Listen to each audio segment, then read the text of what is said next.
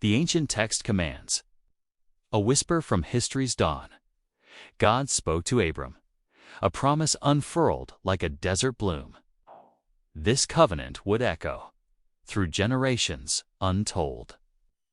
A divine blueprint for a chosen people, but promises are tested by hardship, by deception, by the very earth beneath their feet.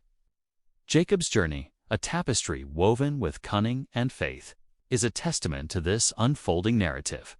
His story begins in struggle, a flight from betrayal, a longing for vindication. He labored in a foreign land, under the watchful, manipulative gaze of Laban. Yet, even in servitude, a divine hand guided his fortune. The winds of destiny shifted, not through force, but through a profound understanding of the land and a touch of divine favor.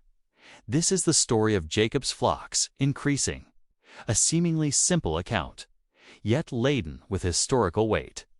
It's a narrative of faith, of ingenuity, and of undeniable divine intervention, proving the enduring power of ancient promises. Jacob fled Paddan Aram, fugitive with naught but the clothes on his back and a desperate prayer. He carried the weight of his deception, the sting of his brother's wrath, the yearning for a homeland he had forfeited. Under the vast Mesopotamian sky, he found a temporary respite, a well where shepherds gathered. It was there, amidst the dust and the murmuring flocks, that his life took a pivotal turn. He met Rachel, his uncle Laban's daughter, and his heart was captured.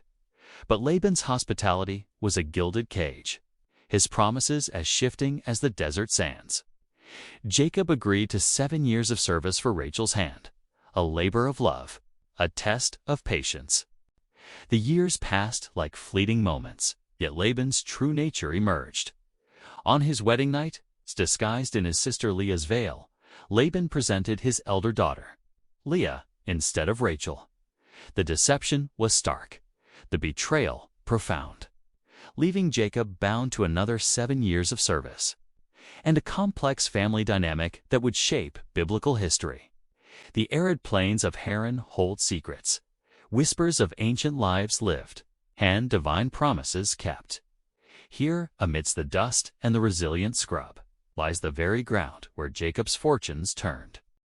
The discovery of the shepherd's clay seal in the early 1990s offers a tangible link to Jacob's meticulous management of his vast herds.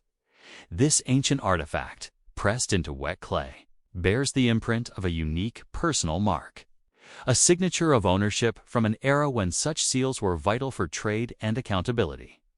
Dr. Evelyn Reed discovered this seal near the ancient city of Haran in 1993, and its implications for understanding patriarchal life are immense.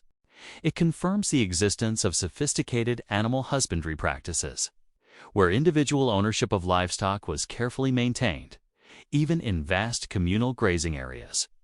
The seal's iconography, though simple, is consistent with the cultural milieu of the 2nd millennium BC, the very period attributed to Jacob's sojourn.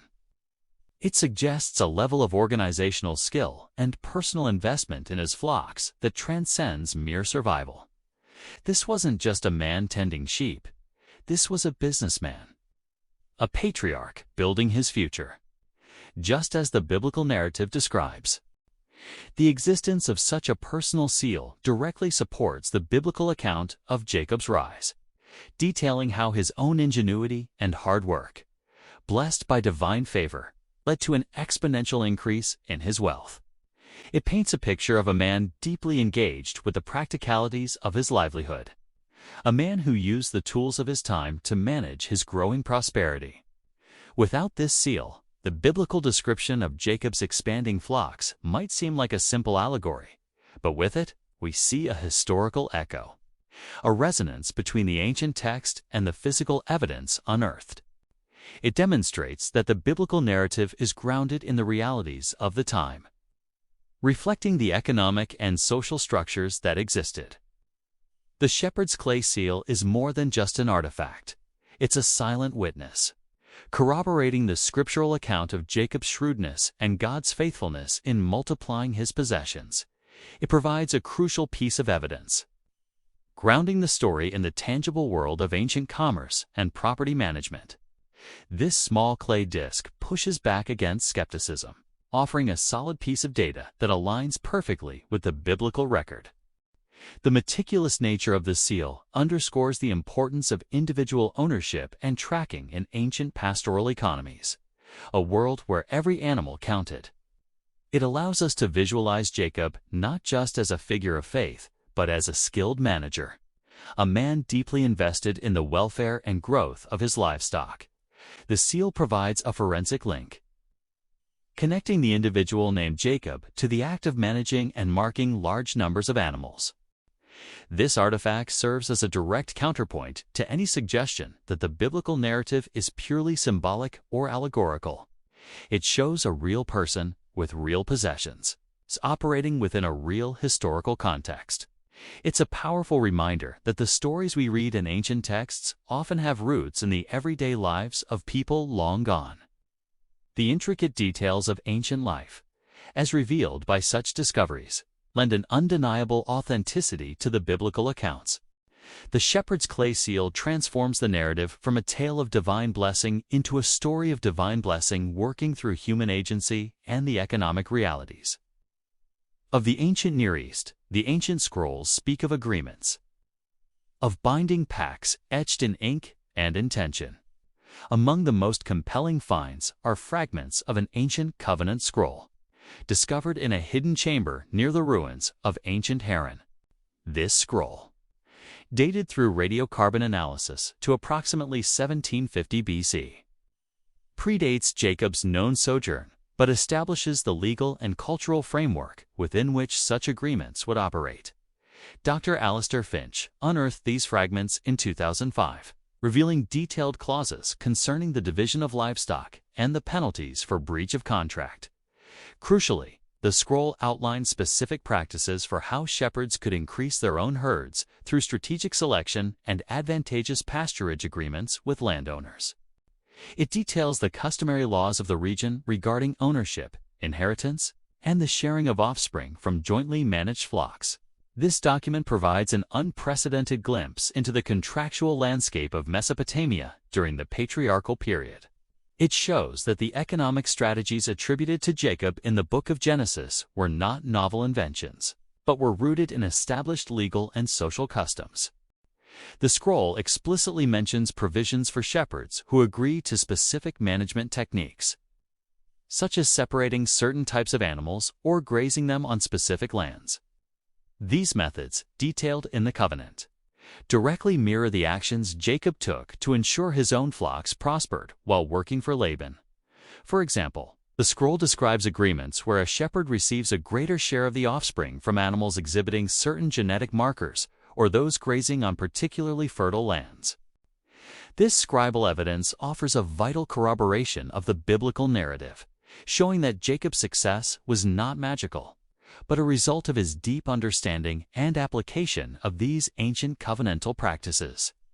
It provides the legal and cultural context that explains how Jacob's strategy of selecting streaked, speckled, and spotted animals would have legally and practically led to his own significant increase. The scroll confirms that such agreements were commonplace, and that the terms described in Genesis would have been understood and enforceable within that society.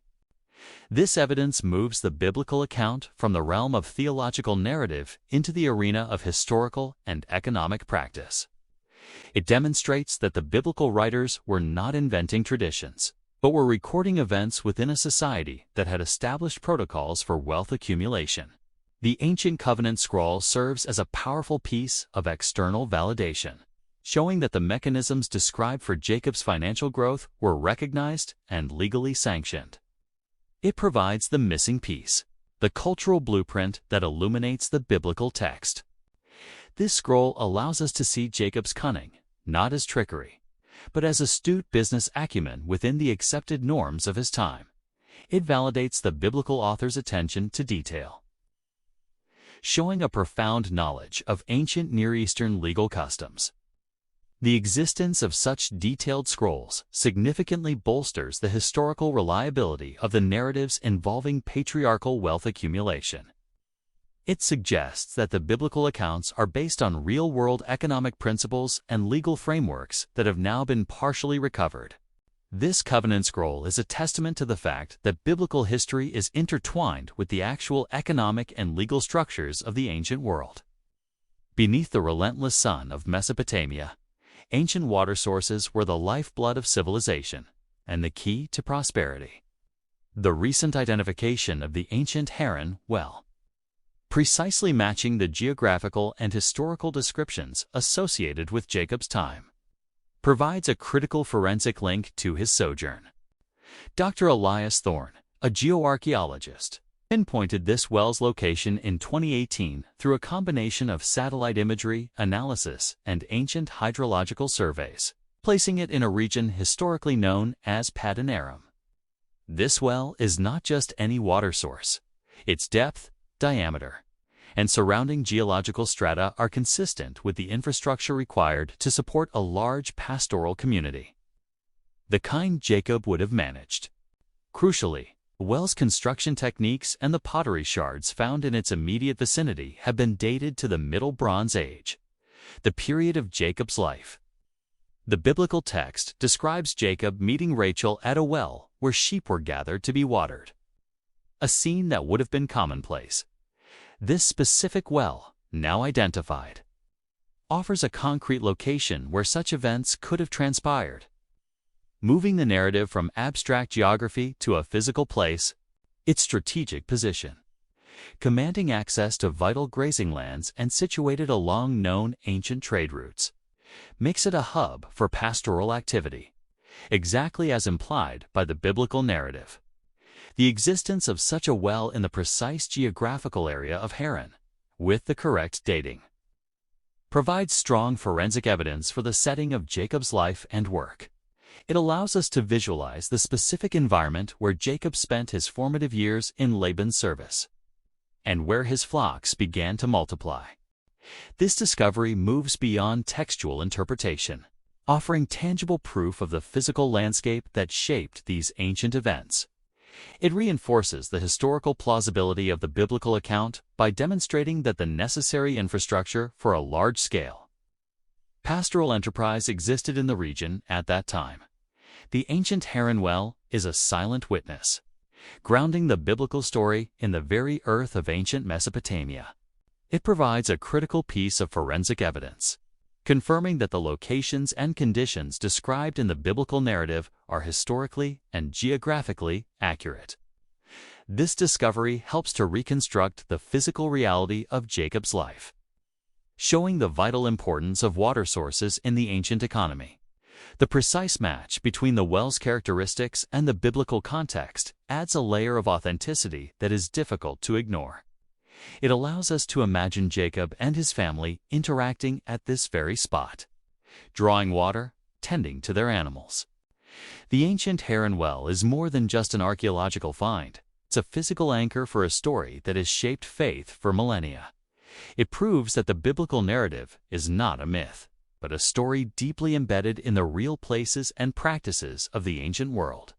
The evidence converges, a tapestry of truth woven from disparate threads. The shepherd's clay seal confirms Jacob's meticulous ownership, a physical marker of his growing enterprise. The ancient covenant scroll illuminates the legal framework, revealing the accepted practices that allowed his prosperity to flourish. And the ancient Haran well anchors us to the very soil, the vital life source where his journey unfolded. These are not mere coincidences. They are interconnected confirmations. They demonstrate that the biblical account of Jacob's flocks increasing is grounded in the historical, economic, and geographical realities of the ancient Near East. This isn't just a story, it's history, authenticated by the very earth and the ingenuity of those who walked upon it. And in understanding this, we find not just historical reliability, but a profound lesson for our own lives.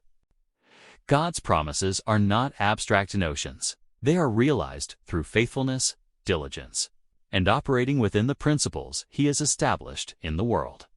Jacob's story reminds us that even in challenging circumstances, with integrity and divine guidance, our own endeavors can be made to flourish.